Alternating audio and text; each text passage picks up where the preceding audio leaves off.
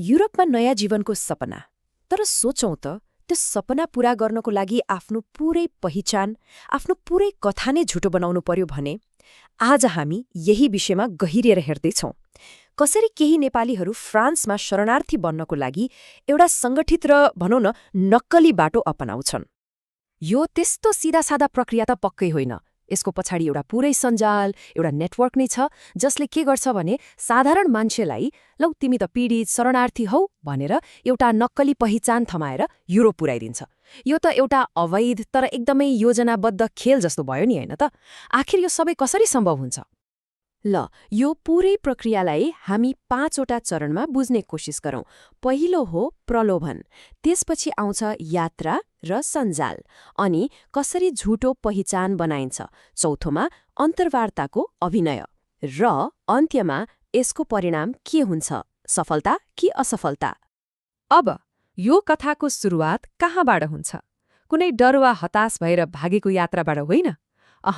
यो त काठमाडौँमा बसेर गरिएको एउटा सोची सम्झी योजनाबद्ध व्यापारिक प्रस्तावबाट सुरु हुन्छ। यहाँ दलालहरूले एउटा निकै चलाख खेल खेल्छन्। उनीहरूलाई थाहा छ टुरिस्ट भिसा पाउनु त साह्रै गाह्रो छ, ब्याङ्क ब्यालेन्स देखाउनु पर्छ, कति झन्झट। त्यसैले उनीहरू के भन्छन् भने सिजनल वर्क भिसामा जानुस् न, यो सस्तो पनि सजिलो पनि। युरोप छिर्ने योभन्दा राम्रो चोरबाटो नै छैन। हो, यही हो उनीहरूको पहिलो प्रलोभन। ल, एकपटक पैसाको कुरा मिल्यो, लेनदेन भयो, त्यसपछि त्यो व्यक्ति अब एक्लो रहँदैन। ऊ एउटा ठूलो अन्तर्राष्ट्रिय सञ्जालको हिस्सा बन्छ। एउटा यस्तो नेटवर्क जसले नेपालदेखि युरोपसम्मको यो पूरै यात्रालाई पर्दा पछाडि बसेर चलाइरहेको हुन्छ। अनि यो यात्राको डिजाइन हेर्नुस् त कति चलाखीपूर्ण छ। सुरुमा पोल्यान्ड वा क्रोएसिया जस्तो देशमा सिजनल वर्करको रूपमा कानुनी तरिकाले नै पठाइन्छ। तर त्यो त केवल बहाना हो। त्यहाँ पुगेपछि सुरु हुन्छ असली खेल। स्थानीय दलाललाई पैसा खुवाएर सडकको बाटो हुँदै लुकीछिपी फ्रान्स जस्तो देशमा पुर्याइन्छ। अनि फ्रान्स पुग्ने बित्तिकै पहिलो काम के हुन्छ? आफ्नो पासपोर्ट च्यात्ने वा लुकाउने। किन? ताकि आफ्नो पुरानो पहिचान मेटियोस् र शरणार्थी बन्ने प्रक्रिया सुरु गर्न सकियोस्। हेर्नुस् त, कानुनी बाटोबाट सुरु भएको यात्रा कसरी जानी जानी अवैध बनाइन्छ। अनि यो अवैध तरिकाले सिमाना पार गराएको पनि एउटा फिक्स्ड रेट छ है, करिब 600 देखि 900 युरो। यो यस्तो होइन कि बार्गेनिङ गरेर मिलाउने। यो त त्यो अवैध बजारको एउटा स्थापित सर्भिस चार्ज जस्तै हो। यो काम 2-4 जना साना दलालले मात्रै चलाएको होइन नि। यो त नेपालदेखि प्यारिससम्म जरा गाडेर बसेको एउटा सङ्गठित धन्दा हो। पेरिसमा त एजेन्टहरू नयाँ आएका मान्छेहरूलाई खोज्दै हिँड्छन् ताकि उनीहरूलाई आफ्नो सिस्टममा हुल्न सकियोस् र बदलामा मोटो रकम असुल्न सकियोस्। ल, अब मान्छे फ्रान्स त पुग्यो, तर यो त आधा बाटो मात्रै हो। अब सुरु हुन्छ यो पूरै धोकाको खेलको सबैभन्दा महत्त्वपूर्ण र गाह्रो चरण, एउटा पूरै नयाँ, बनावटी र दुखले भरिएको जीवनकथा रच्ने काम। अब कुनै पनि झुटो कुरालाई साँचो जस्तो देखाउन के चाहिन्छ? प्रमाण, होइन त? कागजी प्रमाण। हो, दलालहरूले त्यही गर्छन्। ज्यान मार्ने धम्की आएको नक्कली पत्र, झुटो पुलिस रिपोर्ट, कुटपिट भएको देखाउने मेडिकल रिपोर्ट, पत्रिकामा छापेको जस्तो बनावटी समाचार, सम्बन्ध विच्छेदको कागज। मतलब एउटा मान्छे साँच्चै पीडित हो भनेर देखाउन जे चाहिन्छ त्यो सबै नक्कली कागजातको एउटा फुल प्याकेज नै नेपालबाट तयार पारेर पठाइन्छ। तर एउटा प्रश्न उठ्छ, यत्रो ठगी कसरी सफल हुन्छ त? फ्रान्स जस्तो देशले पत्ता लगाउन सक्दैन? यसको कारण हो यो सञ्जालले नेपालको एउटा ठूलो प्रशासनिक कमजोरीको फाइदा उठाउँछ। हाम्रोमा के छ भने एउटा एकीकृत डिजिटल रेकर्ड सिस्टम छैन। त्यसैले फ्रान्सका अधिकारीहरूले यी कागजातहरू सक्कली हुन् कि नक्कली भनेर जाँच गर्न खोजे भने उनीहरूको लागि त्यो लगभग असम्भव जस्तै हुन्छ। यो झुटो पहिचान बनाउने काम खाली कागजमा मात्रै सीमित छैन। यो त डिजिटल दुनियाँसम्म फैलिएको छ। आवेदकहरूलाई के सिकाइन्छ भने आफ्नो पुरानो फेसबुक, इन्स्टाग्राम जहाँ नेपालका रमाइला फोटोहरू छन् ती सब डिलिट गर, अनि एउटा नयाँ प्रोफाइल बनाऊ जहाँ कुनै पुरानो इतिहास नहोस्, जहाँ खाली अन्याय र डरका कुराहरू मात्रै पोस्ट गरिएको होस्। मतलब आफ्नो वास्तविक डिजिटल पहिचानलाई मारेर एउटा डिजिटल भूत बन्न सिकाइन्छ। ल, नक्कली पहिचान बन्यो, नक्कली कागजपत्र पनि तयार भयो। अब पालो आउँछ जीवनकै सबैभन्दा ठूलो परीक्षाको। यो भनेको एउटा अभिनय हो।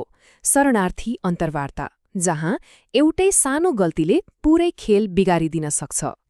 अनि यो अन्तर्वार्ताको तयारी पनि सामान्य हुँदैन। पेरिसमा दलालहरूले बाकायदा कोचिङ क्लास नै चलाउँछन्। त्यहाँ के सिकाइन्छ? पहिलो, आफूले बनाएको झुटो कथालाई अक्षरशः कण्ठ गर्ने। दोस्रो, 2-3 महिनासम्म लगातार नक्कली अन्तर्वार्ता दिएर अभ्यास गर्ने। र तेस्रो, सबैभन्दा महत्त्वपूर्ण कुरा, अन्तर्वार्ता लिने मान्छेको मन पग्लियोस् भनेर कहिले रुने, कहिले डराएको जस्तो अभिनय गर्ने। मतलब एउटा एक्टरले फिल्मको लागि तयारी गरे जस्तै हो। अनि उनीहरूले बनाउने कथाहरू पनि प्राय उस्तै हुन्छन्। जस्तै माओवादीले धम्की दियो, वा पुलिसले दमन गर्यो, वा जातीय विभेदको शिकार भए।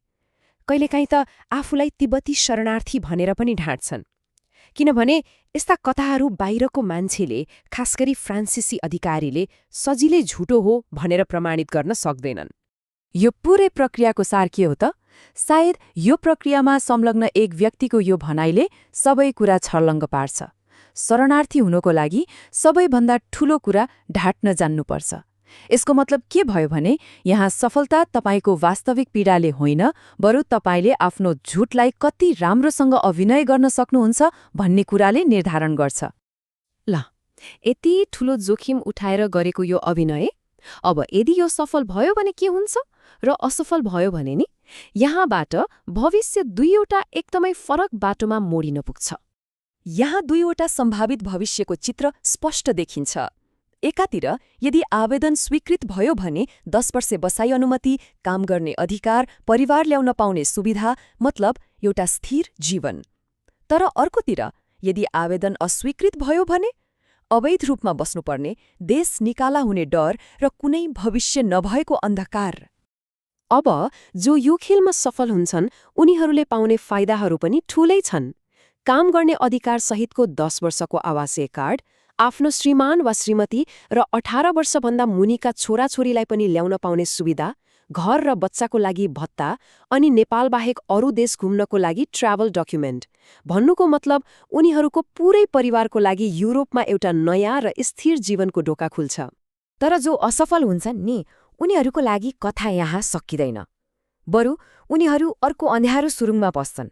नेपाल फर्काउनुको सट्टा उनीहरू के गर्छन् त? कि त पैसा तिरेर कागजी बिहे गर्छन्, कि त लुकेर अवैध रूपमा काम गर्छन्, कि त अदालतमा मुद्दा लम्ब्याइरहन्छन्। मतलब एउटा झुट असफल भएपछि अर्को झुट र अर्को जोखिमको सहारा लिन बाध्य हुन्छन्। अन्त्यमा यो पुरै प्रक्रिया हेर्दा के देखिन्छ भने यो धोकामा आधारित एउटा निकै सङ्गठित प्रणाली रहेछ। तर यसले हामीलाई एउटा गम्भीर प्रश्नको अगाडि उभ्याउँछ। युरोपमा एउटा नयाँ जीवन पाउने आशामा यति ठूलो जोखिम मोल्ने मानिसहरूले आखिरमा चुकाउने वास्तविक मूल्य के होला? पैसा मात्रै, कि मानसिक तनाव, आफ्नो पहिचान गुमाउनुको पीडा, त्यो भन्दा पनि बढी केही?